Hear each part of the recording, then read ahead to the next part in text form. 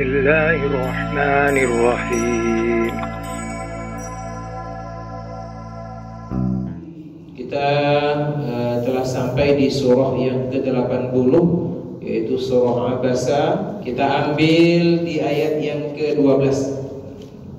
Bapak Ibu yang dirahmati Allah Subhanahu wa taala, ayat sebelumnya itu bercerita tentang ta'lim yang disampaikan Allah kepada Nabi Muhammad sallallahu alaihi wasallam dalam berdakwah untuk tidak membeda-bedakan mana yang kaya, mana yang miskin, mana yang pejabat, mana yang rakyat biasa, mana yang besar, mana yang kecil.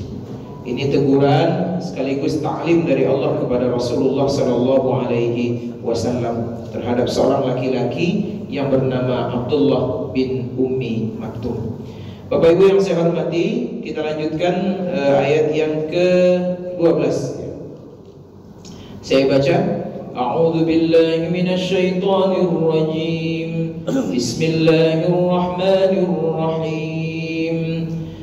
Faman syaa'a dzakarah fi suhufin mukarramah marfu'atin mutahharah bi aidi safarah kiramin bararah qutilal insanu ma akfarah min ayyi shay'in khalaqah min nutfatin khalaqahu faqaddarah thumma as-sabila yassarah thumma amatahu faqbarah thumma idza syaa'a ansyarah kalla lamma yaqdi ma amarah falyanzuril insanu ila ta'amih anna sababna al-ma'a sabba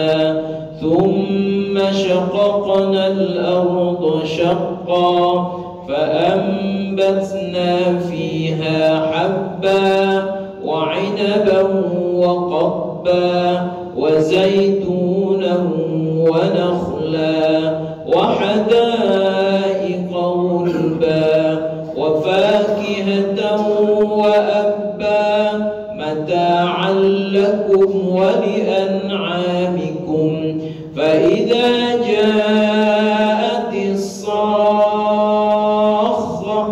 يوم يفر المرء من أخيه وأمه وأبيه وصاحبته وبنيه لكل امرئ منهم يومئذ شأن يغنيه وجوه يومئذ مسفرة ضاحكة مستبشرة ووجوه يومئذ عليها غبرة ترهقها قترة أولئك هم الكفرة الفجرة صدق الله العظيم. Kita mulai. A'udzu billahi minasyaitonir rajim. Bismillahirrahmanirrahim. Faman syaa'a dzakara. Siapa yang berkehendak, siapa yang suka dzakara, maka dia bisa mengambil pelajaran. Dia bisa belajar dari Al-Qur'an. Dia bisa menimba ilmu dari Al-Qur'an. Dia bisa mendapat peringatan dari Al-Qur'an. Fi suhufin mukarramah. Yang pelajaran itu ada di dalam suhuf, dalam lembaran-lembaran Al-Qur'an yang mukarramah, yang dimuliakan, yang dihormati. Makanya dari kalimat ini kita menyebut Al-Quran itu sebagai Al-Quranul Karim, yang dimuliakan, yang dihormati, yang disanjung, yang dijunjung oleh setiap orang yang membaca Al-Quran. Marfu'atin mutahharah, dan dia ditinggikan oleh Allah Subhanahu wa taala derajat. Marfu'. Maka Quran Bapak Ibu dari simbolnya saja itu tak boleh lebih rendah dari kaki kita. Maka setiap kita membaca Quran itu mesti di atasnya. Itu tandanya bagaimana kita memuliakan Al-Quran, dan Allah yang menjadikan kitab ini mulia. Kemudian mutahharah, dia disucikan, tahir. La yamassuhu illa al-mutahharun, dan tidak boleh ada yang menyentuhnya kecuali yang menyentuh itu juga adalah orang yang suci. Maka dari kata mutahharah ini kita sebutlah Al-Quran itu kitab suci. Maka orang yang bernajis, najis besar atau najis kecil, ya, diharapkan tidak menyentuh Al-Quran. Sebaiknya berwudu dulu, apalagi yang bernajis besar, yang haid, kemudian yang nifas, kemudian yang junub, jangan menyentuh Al-Quran, haram. Ya. Bagi yang berhadas kecil dianjurkan untuk berwudu terlebih dahulu, karena Quran merupakan kitab yang suci. Dan nanti sebagai antisipasi kalau kita berwudu itu berjumpa kita dengan ayat-ayat yang menganjurkan kita untuk sujud sajadah atau sujud tilawah, dengan bersuci kita itu kita langsung bisa melaksanakan. Nah, itu salah satu alasan mengapa orang yang ingin menyentuh Al-Quran, orang yang ingin membaca Al-Quran dianjurkan untuk bersuci terlebih dahulu. Bi'aidi safarah, yang dia berasal dari tangan-tangan orang-orang yang safarah. Safarah ini mulia, Pak. Ya, ada yang mengatakan Al-Qurra, para penulis wahyu, yang mereka adalah orang yang jago, orang yang paham dengan Al-Quran. Ada juga yang mengatakan safarah ini adalah para malaikat, malaikat-malaikat yang mengawal Al-Quranul Karim, malaikat-malaikat yang membawa Al-Quranul Karim. Salah satu dalil safarah itu adalah para malaikat itu adalah hadis Nabi yang berkaitan dengan kemuliaan yang dimiliki oleh orang-orang yang mampu membaca Al-Quran, mampu menghafal Al-Quran. Kata Rasulullah, al-mahiru bil Qur'ani ma'as safaratil kiramil bararah. Ini safarah apa ya? Al-mahiru bil Qur'an, orang yang mahir membaca Al-Quran, orang yang mahir menghafal Al-Quran, maka nanti di akhirat duduknya ma'as safaratil kiramil bararah. Mereka akan duduk bersama para malaikat yang mulia, malaikat yang baik. Jadi orang-orang yang memang fokus, intens dia dengan Quran itu, tempatnya bersama malaikat. Allah memuliakan malaikat, karena kita bahas kemarin kan dalam surah sebelumnya, kiraman katibin, ya kan? Malaikat itu adalah makhluk Allah yang kiram, yang mulia. Maka kemuliaan malaikat itu nanti akan seimbang dengan kemuliaan orang-orang yang disebut oleh Nabi al-mahiru bil Quran. Orang yang begitu mahir, begitu suka, begitu cinta dengan membaca Al-Quran, mereka akan duduk selevel nanti di hadapan Allah Subhanahu wa ta'ala. Kiramim bararah, ya. Kemudian malaikat tadi itu adalah kiram, mulia, bararah, kemudian suka berbakti kepada Allah, suka berbuat kebaikan. Tak ada lagi yang mereka lakukan kecuali berbuat kebaikan, kecuali mereka mengabdi kepada Allah. Mereka tak melakukan dosa sedikit pun. Itulah para malaikat itu, makhluk Allah yang begitu Allah muliakan, diberikan sifat-sifat kemuliaan, diberikan sifat-sifat kebaikan melalui kata-kata kiramim bararah. Kemudian sesudah itu Allah ceritakan kepada kita bagaimana kedudukan orang-orang kafir yang tidak percaya kepada hari kiamat, yang tak percaya dengan hari akhirat. Apa kata Allah? Qutilal insanu ma akfar. Qutila ini asal katanya memang qatala yaqtulu, Pak, membunuh. Tapi maksud di sini bukan dibunuh, tapi maksud di sini terlaknatlah, celakalah, binasalah, terkutuklah. Itu arti qutila di sini. Al-insan di sini maksudnya adalah bukan setiap manusia. Al-insan di sini kata ulama tafsir, dia didefinisikan kepada orang-orang yang tidak percaya dengan hari akhirat. Apa kata Allah? Celakalah, terkutuklah bagi manusia yang tak percaya dengan hari akhirat. yang tidak yakin akan adanya hari pembalasan. Ma'akfarah, alangkah kafirnya mereka. Itu makna pertama itu. Jadi alangkah kafirnya itu, ma'akfarah ini litta'ajub, seolah-olah ada ketakjuban itu. Tidak habis pikir, kok mereka tidak percaya dengan hari akhirat, kok mereka kafir pada saat yang sama mereka dapat sekian banyak nikmat dari Allah, mereka dapat kemudahan dari Allah, mereka makan rezeki dari Allah, mereka hidup bersyukur semuanya dari pemberian Allah. Ma'akfarah, apa yang mereka menyebabkan mereka kafir? Tak pandai berterima kasih, tak tahu diri, seperti kacang lupa dari kulitnya. Jadi Allah itu, Masya Allah, itulah takjub. Takjubnya itu bukan takjub apa ya? Takjub yang pokoknya tidak habis pikir gitu. Kok ada orang yang pada saat dia berjalan di atas bumi Allah, pada saat dia siang hari menikmati cahaya matahari Allah, menikmati udara oksigen yang diberikan oleh Allah, makan makanan Allah yang menumbuhkan, minum air Allah yang mengalirkan, tapi masih sanggup mereka untuk kafir.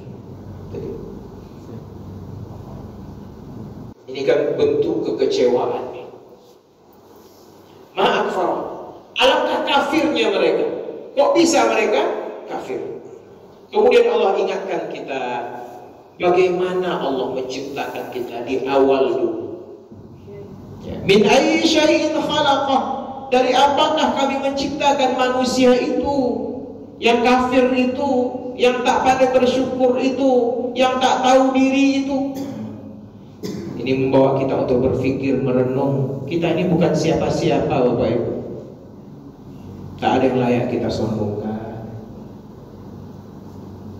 Dulu ada orang hebat, Jenderal bintang berapa Ibu?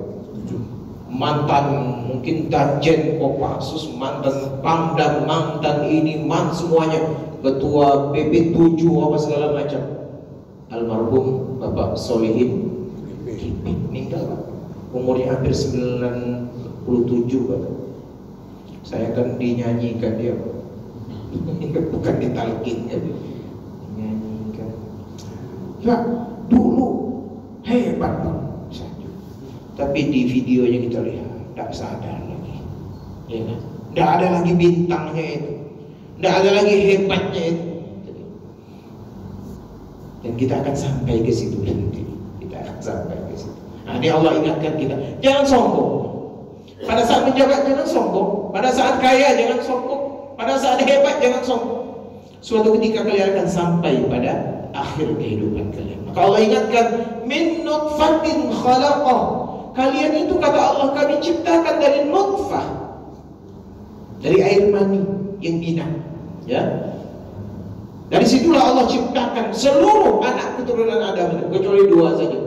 Nabi Adam satu dari tanah, kemudian istri Nabi Adam juga dari tanah. Selain daripada itu, semuanya Allah ciptakan dari nutfah. Faqaddarah, kemudian Allah kasih dia takdir masing-masing. Ada takdir dia akan masuk surga, dia akan masuk neraka. Ada takdir jodohnya si anu, dia tinggal di tempat anu, dia nanti umurnya sampai sekian tahun, dia nanti bekerja di sini, dia punya anak sekian. Faqaddar, semuanya sudah ditakdirkan oleh Allah. Maka ada hadis Nabi, takdir itu sudah ditulis oleh Allah 50.000 tahun sebelum langit dan bumi diciptakan oleh Allah Subhanahu wa ta'ala. Jadi rencana Allah itu sudah lengkap, Pak. Sudah oke semua, tinggal menjalankan aja lagi. Faqaddar, thumma as-sabila yassara.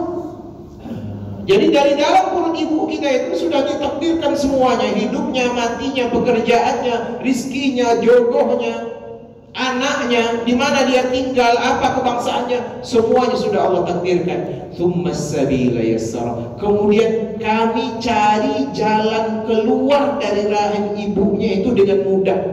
Kami mudahkan dia keluar dari rahim ibunya. Itu maksud, ini makna yang paling kuat. Apa makna as-sabil? Jalan keluar dari rahim ibu kita itu, lahir itu sudah dimudahkan oleh Allah Subhanahu wa ta'ala. Ada 2 cara. Satu, lahir secara normal. Buka 1, buka 3, buka 7, buka berapa terakhir Bu? 11. Nggak bisa buka 1, 2, 3 sampai 5, nggak kuat lagi, ada jalan operasi. Makanya perut ibu-ibu itu kan lembut ya Pak ya. Cepatlah sekeras batu, gimana operasi? Terus pakai palu, ini enggak. Pelan-pelan dokter itu ada 7 lapis katanya itu kan. Dikeluarkan. Isabilah ya, Allah mudahkan semuanya lahir. Ya walaupun ada sebagian mungkin karena kesalahan orang tuanya atau apa segala macam, anak itu meninggal dunia. Tapi lebih banyak, mungkin 99% lahir dalam keadaan hidup. Tsumma amatahu, kemudian sampai pada waktunya dia hidup di atas muka bumi ini umur sekian tahun. Ada yang 30 tahun, ada yang 50 tahun, ada yang 70 tahun, ada yang 80 tahun. Amatahu, Allah kemudian matikan dia. Habis, selesai hidupnya.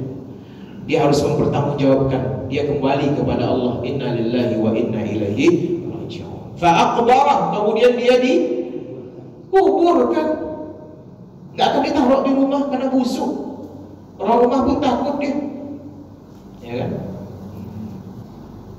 Dibawalah dia ke masjid untuk disolatkan, dimasukkan ke dalam keranda, dibawa ke jalan Impres sana, jalan utama Pak, Kartama, jalan Kartama, dikuburkan di situ, tinggalkan dia sama-sama dengan orang yang sudah mati di situ. Fa'akbar, kubur.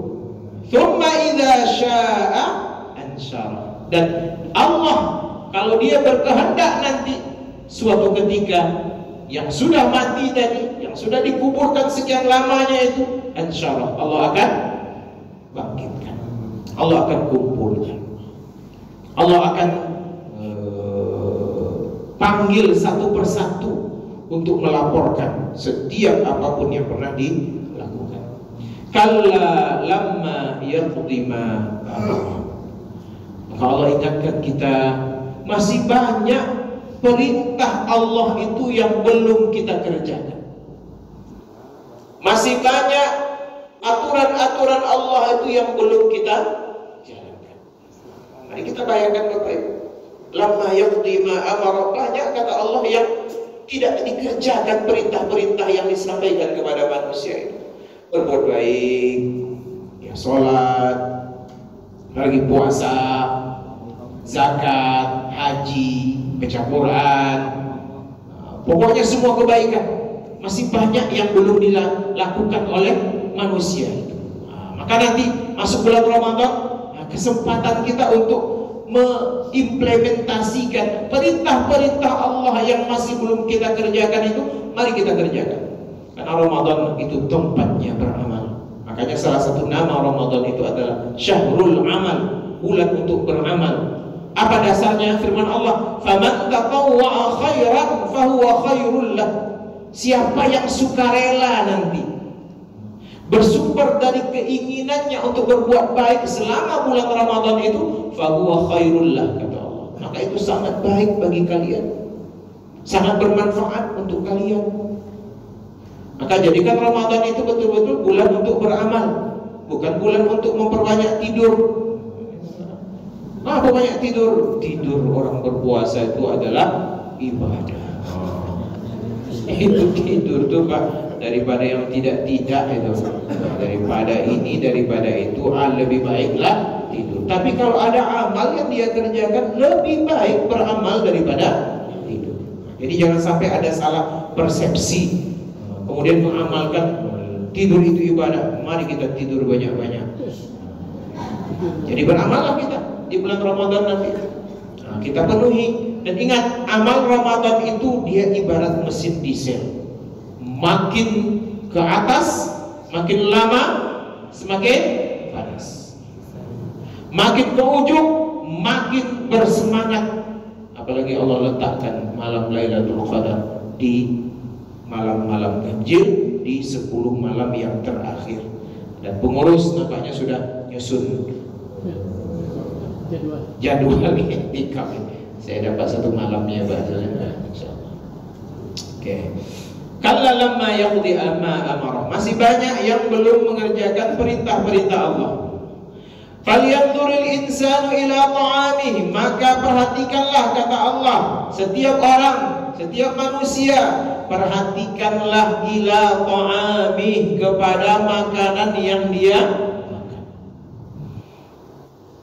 Jangan makan yang haram, jangan makan yang menjadi sumber penyakit.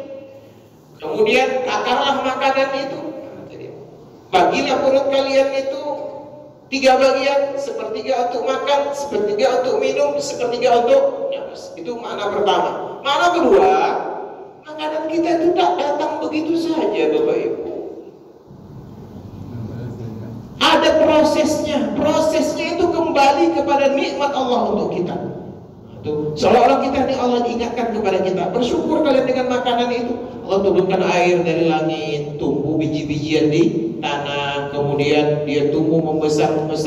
Allah tumbuhkan di dalamnya padi segala macam, kalian bisa makan. Maka bersyukur dengan kalian mengingat makanan itu. Walaupun beras hari ini mahal katanya, ya masih untung ya, mahal masih ada berasnya. Yang bahayanya sudah mahal tak ada.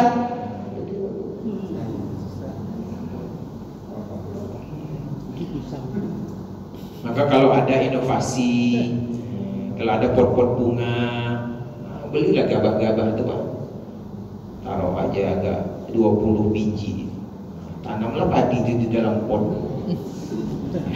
Iya kan, air-air got-got di depan kita itu ambillah tentunya dia, boleh aja Pak, berinovasi.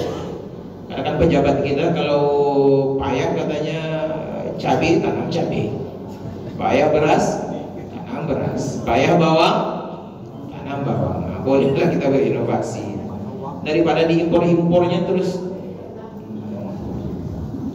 Kalau kita lihat Bapak Ibu, yang ilmunya orang Thailand itu luar biasa. Wajar Thailand itu memang mengekspor beras Pak, karena memang kerja mereka berdasarkan ilmu semua. Kerja kita tuh satu, anak-anak muda kita sekarang sudah gengsi turun ke sawah. Yang kedua, sawahnya sudah berubah jadi sawit, ya kan? Asal adanya yang rawa-rawa tuh sekarang ditanami sawit. Makanya orang sudah susah beras hari ini, dikit-dikit kita impor. Padahal kita ini luar biasa tanah kita. Perlu pemikiran lah. Kalau perlu nanti petani itu digaji, ya, digaji jadi PNS.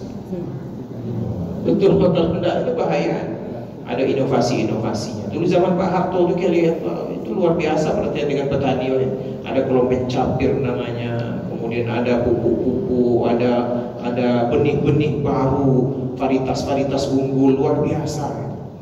Dimanjakan petani saat itu. Kalau sekarang petani kita lihat panen mereka datang beras impor, susah lagi. Mereka sudah mahal beli bibit, beli pupuknya, ketika panen harga beras itu dia. Bapak Ibu yang saya hormati, kita disuruh Allah lihat makanan kita. Hati dengan makanan kita bisa berhati-hati, dengan makanan kita bisa bersyukur kepada Allah. Anna sababnal ma'a sabba, kami turunkan hujan dari langit kata Allah dengan deras, sehingga hujan itu kemudian yang menumbuhkan setiap makanan yang akan dimakan oleh manusia. Tsumma syaqaqnal arda syaqqa, kemudian kami buat bumi itu merekah gitu, sehingga keluarlah biji-bijian dari bumi itu. Dia tidak kayak batu Pak, sebab kalau batu tidak tumbuh dia.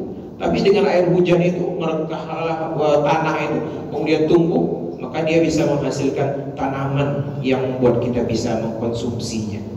Fa'ambatsna fiha habba, kami tumbuhkan di tanah tadi itu habba, biji-bijian, jagung, kedelai, ya, padi, lagi macam-macam lah habba itu. Pokoknya setiap biji-bijian yang dimakan oleh manusia. Wa inaba, kemudian anggur, anggur. Wa qadba, sayur-sayuran. Ada Quran bilang sayur-sayuran. Tanam sayur-sayuran itu. Wa zaitun, buah zaitun. Cuma kita jarang nih zaitun ini. Zaitun bisa dimakan, zaitun bisa dijadikan pelengkap makanan, zaitun bisa menjadi minyak. Wa nakhla, kemudian kami tumbuhkan kurma, wa hadaiqa ghulba, kemudian kebun-kebun yang di dalamnya ada pohon-pohon yang lebat. Banyak kebun rambutan, kebun durian, pohonnya besar-besar. Nah, ini kan menjadi apa juga nih? Allah mengingatkan kita kalau ada kebun, tanam kebun itu, pelihara dengan baik, bisa menguntungkan secara ekonomi, bisa menguntungkan secara fisik, karena orang berkebun sehat badannya, keluar keringatnya. Kemudian wa fakihatan wa abba, kami kata Allah juga tumbuhkan fakihah, berbagai macam jenis buah-buahan yang bisa kalian makan. Wa abba, nah, abba ini ada yang mengatakan buah-buahan yang tidak dimakan oleh manusia tapi dimakan oleh hewan. Ada yang mengatakan itu abba. Kemudian ada lagi yang mengatakan abba itu rerumputan atau ilalang yang dimakan oleh binatang ternak. Jadi lengkaplah Allah sebutkan secara terperinci apa yang tumbuh dari bumi ini sebagai nikmat bagi umat manusia dan makhluk yang ada di atas muka bumi ini. Mata'an lakum wa li'an'amikum, dan itu merupakan mata, kesenangan, lakum bagi kalian kata Allah. Silakan dimakan, silakan dijual, silakan didistribusikan, silakan ambil untung. Nggak ada masalah, Pak.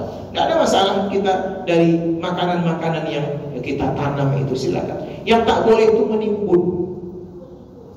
Ya, menimbun itu apa? Ya, kita simpan di gudang, nanti ketika harga tinggi kemudian wah, tidak, itu tidak boleh. Itu menyiksa orang namanya. Nah, tapi kalau transaksi biasa, beli beras di Sumbar, jual di sini 1 kilo untung 1.000, silakan, tidak ada masalah. Nah, matang, jadi matang. Kemudian kita nikmati, kita makan. Lakum bagi kita, wali an'amikum, dan juga bagi hewan yang kita miliki. Sayang kita tak punya binatang ternak. Nah, ini kan jadi satu pemikiran ini. Rupanya Allah nyuruh kita punya binatang ternak. Ya kan? Nah, cuma sayang tanah kita sempit. Ya kan? Habis oleh sawit. Sebetulnya kalau 2 hektar itu dipelihara kambing itu mungkin banyak juga hasilnya. Dipelihara sapi mungkin banyak juga hasilnya kan. Cuman kadang-kadang kita hanya dengar di Australia orang punya tanah sekitar 100 hektar, dia punya ratusan sapi, kemudian dipelihara dengan baik, bisa menghasilkan susu, bisa menghasilkan daging, sampai diekspor ke Indonesia. Padahal Allah sudah mengatakan li'an'amikum, cuman kita tidak punya ini, kita hanya sampai pada mata'an lakum, untuk manfaat bagi kalian saja, tak sampai wali an'am. Itulah. Apa mau dikata? Tanah sudah punya orang. Ya Bapak Ibu ya, dikuasai oleh PT-PT besar sampai ratusan ribu. Kita punya hanya 10 kali 10. Ya kan, tanah di Perumnas kita nih kan. Ada yang sampai 100 kali 100 Pak. Tidak ada cinta dulu Pak. Iya kan? Sedikit tanah. Mau ternak apa? Ternak semut. Nah ini dia. Wali an'amikum. Kemudian Allah ingatkan kepada kita semua apa yang akan terjadi nanti di hari kiamat. Fa idza ja'atis sakhah, kalau nanti datang kata Allah as-sakhah, suara yang sangat memekakkan telinga, suara yang sangat nyaring. Ini as-sakhah ini nama lain daripada hari kiamat. Ya, as-sakhah. Telinga kita bisa berdarah, bisa hancur, manusia bisa mati akibat suara yang begitu keras yang itu datang dari tiupan trompet malaikat Israfil di hari kiamat. Maka apabila datang hari itu kata Allah, apa yang terjadi? Yauma yafirrul mar'u min akhi. Setiap orang akan yafirru, akan lari. Nampak dia? Akhi itu artinya saudara kandungnya. Nampak oleh dia saudaranya, lari. Siapa lagi? Wa ummihi wa abihi, dia lari dari ibu dan ayah. Tidak sudi berjumpa. Wa sahibatihi wa bani, dia lari dari pasangan dan anak-anak. Tak ada yang sudi bertemu. Likulli imri'in minhum yawma idzin sya'nu yughnih, dan masing-masing orang saat itu hanya sibuk dengan urusannya sendiri. Ya Allah, banyak betul dosaku ya Allah. Ya Allah, ini masuk neraka, habis aku celaka, tidak peduli dengan orang lain lagi. Apalagi orang lain yang nuntut dia, orang lain yang minta bantu dia. Yauma la tamliku nafsun li nafsin syai'an. Dalam surah sebelumnya, orang tidak lagi bisa membantu orang lain karena dia membantu dirinya sendiri, karena dia ingin menyelamatkan dirinya sendiri. Maka saat itu kata Allah, wujuhu yauma idzin musfirah. Ada dua kelompok manusia. Kelompok pertama, ada yang wajahnya berseri-seri, dhahikah, senantiasa dia tersenyum, mustabsyirah, hatinya riang gembira. Inilah calon-calon yang akan masuk surga. Tapi ada yang kedua kata Allah, wujuhu yauma idzin 'alaiha ghabar. Ada wajah yang wajah itu tertutup oleh debu, tak ramah, usam, ya. Kemudian tarhaquha qatarah, menghitam dia, tidak ada ramah sedikit pun, tidak ada gembira sedikit pun, diliputi oleh perasaan takut. Pada saat di sebelah kanan dia ada kelompok yang gembira, senang, tertawa, tersenyum, tapi ada yang menangis. Na'udzubillahi min dzalik. Siapa mereka? Ulaika, mereka itulah kata Allah, al-kafarah, orang-orang kafir, al-fajarah, yang dulu senantiasa durhaka kepada Allah Subhanahu wa ta'ala. Mau yang mana wajah kita? Tentu kita ingin wujuhu yawma idzin musfirah dhahikatum mustabsyirah. Mudah-mudahan melalui Ramadan nanti kita bisa beramal yang sebanyak-banyaknya, sehingga wajah kita di hari akhirat yang akan datang adalah wajah yang ceria, wajah yang gembira, dan senantiasa tersenyum karena sudah berbakti dan mengabdi kepada Allah selama hidup kita. Amin ya rabbal alamin. Bapak Ibu yang saya hormati, demikian yang dapat saya sampaikan. Kurang lebih setahun kita sama-sama tiap minggu ini. Banyak kesalahan saya mungkin, ada yang tak datang, ada yang terlambat, ada yang kurang sedap ngajinya, ada yang tersinggung. Dari mimbar ini saya mohon maaf yang sebesar-besarnya. Selamat memasuki bulan suci Ramadan. Mudah-mudahan Ramadan tahun ini adalah Ramadan yang terindah dan terbaik, yang akan membawa kita kepada la'allakum tattaqun. Amin ya rabbal alamin. Hadanallahu wa iyyakum ajma'in. Wabillahi taufiq wal hidayah. Assalamualaikum warahmatullahi wabarakatuh.